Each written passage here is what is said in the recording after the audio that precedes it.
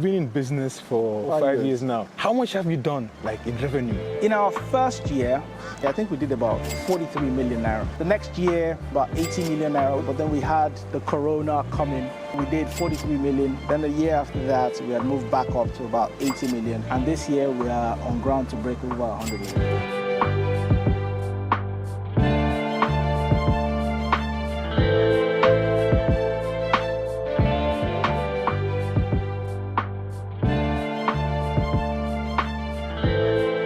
My name is Olaoluwa Bamishile. I build shipping container houses for a living. We've built restaurants, we've built offices, we've built cafes, wine shops, swimming pools. The list goes on really. His company is expected to generate 100 million naira in revenue this year.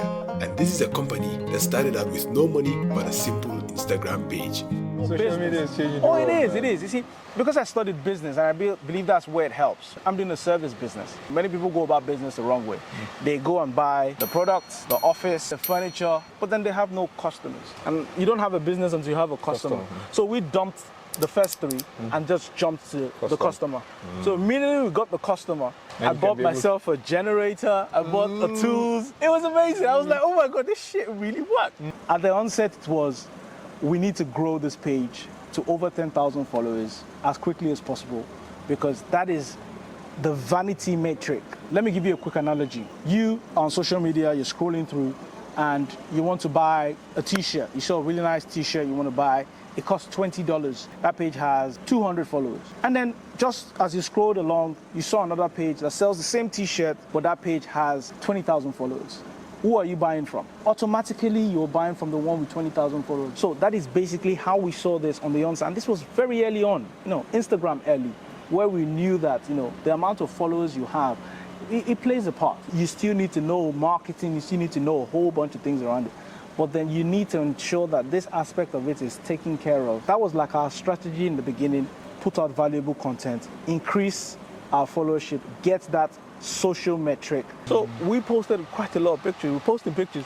But the first day the job came in, it was very surprising to me. Starting out, he only had theoretical knowledge about building shipping container houses. So when he landed his first contract, he had to outsource it to another contractor in order to learn the practical aspect of building shipping container houses. How did you learn to do these things?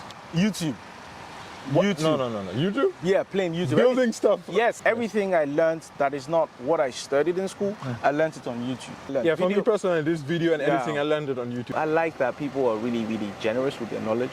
Somebody has put out all the knowledge out there. I still learn from YouTube every day. My hobby is actually, when I go home, when people go Netflix and chill, mine is YouTube and chill. When the first job came, I didn't really have any experience. So I had to subcontract it to someone else because I was too scared. I was like, I'm not gonna hustler, man. I said, I'm not gonna spoil somebody's first job. So I subcontracted the first job and then sat back and watched as it was. It was like, okay, he's not really doing anything. It's the workers that are doing the stuff. He's just pointing the fingers. I could point.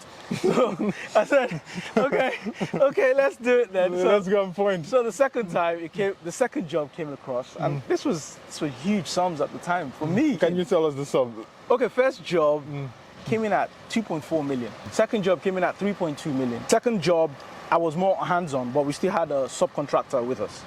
The third job, no more subcontractors. I started to take them on myself. And I was still working in the bank, so doing both, juggling both. So you started this while you were at the bank? Yes, I was. I thought you left the bank. Oh, no. You don't do that. You don't do that. You must make sure that the next hustle is pumping before you leave the one that is... So now you've left the bank now? Oh, yes. I enjoyed bank work, but it wasn't my calling. But look, they taught me so much. I learned so much from working in the bank.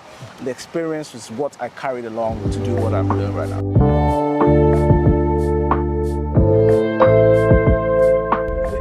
They see it now. Look at the space. Spaces that will not take typical brick and mortar structure. See another container. See this one is actually cool, man. See Wakana. Wakana has an office, you see? Yeah. Wakana has their main building, but then they built something else in front to entertain. They don't want you walking into that's probably their head office. You can see.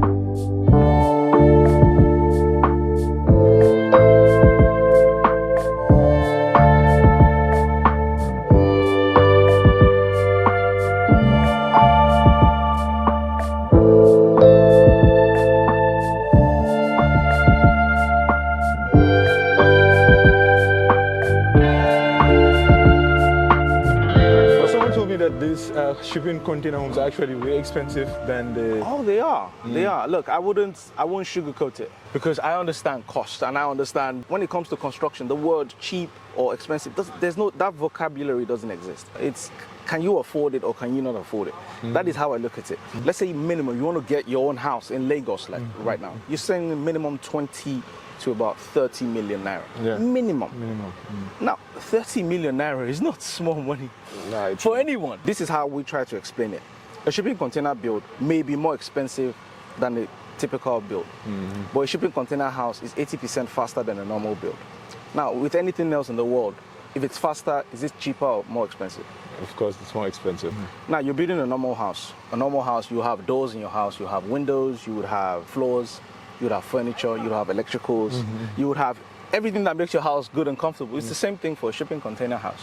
The only thing is that with a shipping container house, you can get it to that stage way faster. A building like this, we have a three-week timeline. A 40-foot container, same timeline. Anything single containers, 3 weeks. But then as the containers increase or the location changes, then we will now have to do like it's very Now, expensive. if someone wants to build like something like this, how much will it cost them? Okay, so if you wanted to, let's say you wanted to own this now becomes yours. This is a kitchen, fully loaded kitchen. This is going to be an industrial kitchen that can be carried from place to place. So this is the client's own. This unit costs 6 million naira. Fully, we're not done yet. Fully, When it's all done? No, when it's all done, but then without the kitchen in there. Now the kitchen now depends on what you want to put in there.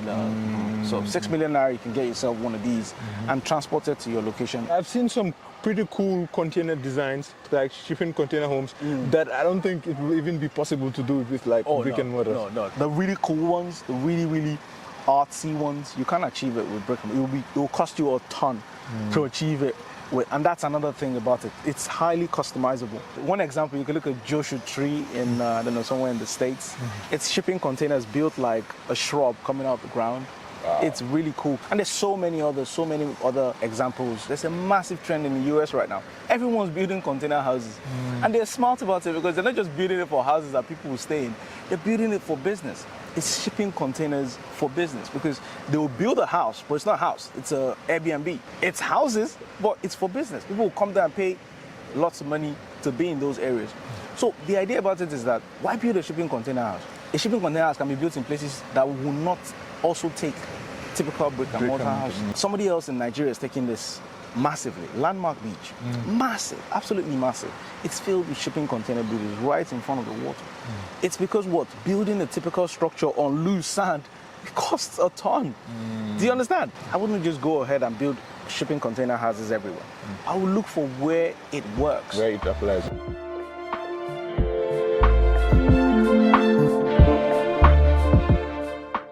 This we built as a waiting area. This is a 20-foot shipping container, and this serves this clients really well because they needed the extra space. So what we've been looking at previously was our uncompleted buildings, but this is what a completed building looks like.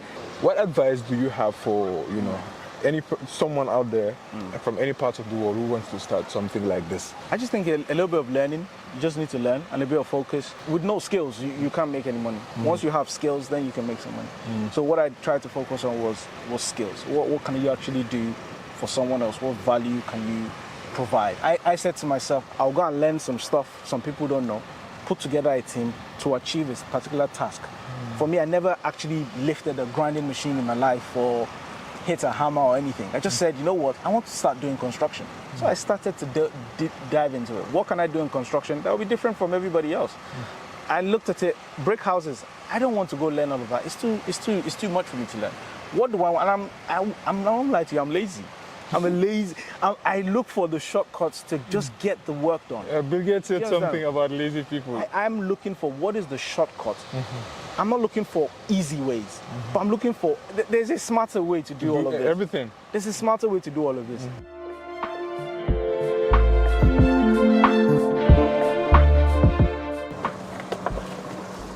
So we are here at another site. This space, we're using it to make a security house. You can see right here, there's one security house over there. The capacity for that space has become too small. They needed something else. Now, why didn't they go ahead and just build another one of those? Because it's going to take too long. And the guys in there are suffering anyway, so they need a space quickly. we'll be done with this within the next 3 weeks. You can't buy that with any other type of construction. And that is why we use shipping containers.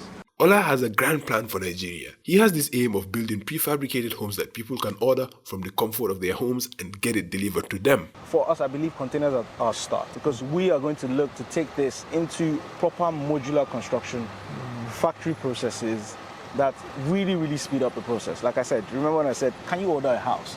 Can I go online and order a house and get something that is, I see it in a catalog, it looks the same way, and it's brought to my space the same way. Basically where we are right now is our work site. We need a huge space when we're working with shipping containers, because we're moving them in, we have cranes moving back and forth.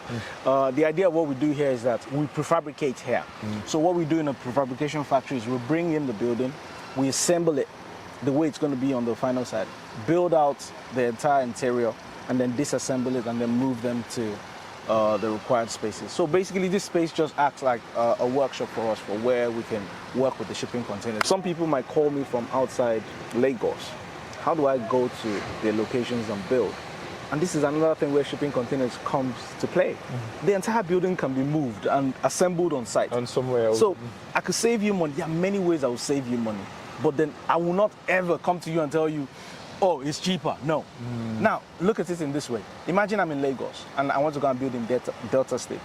If I travel to Delta State, I have to take all my team to Delta State. We have to lodge them, we have to feed them. Do you understand? Everything. But then if there's a way to not move all that man and machinery at that cost to Delta State to go and build, for brick and mortar houses, it has to be done that way. There's no way. You have to move man and material. But is there a way to make the process more efficient? That is what we're trying to do. So that we move man and material to a central location, close to the labor, close to the materials, that is reducing the cost already. You're not having to transport things up and down. Once we do all of that, then we can build or prefabricate to near completion and then move them to the final sites to go and assemble. It reduces man hours on site, and once you can reduce how much time people are spending on site, then you can reduce the labor cost. And this cost goes down for me, then it goes down for the client also. And that is how we try to pour our business. Say, look, is there a way to, what's the option for the customer? What is another option? That is basically what it is. Well, that's how the world evolves, always looking at other options.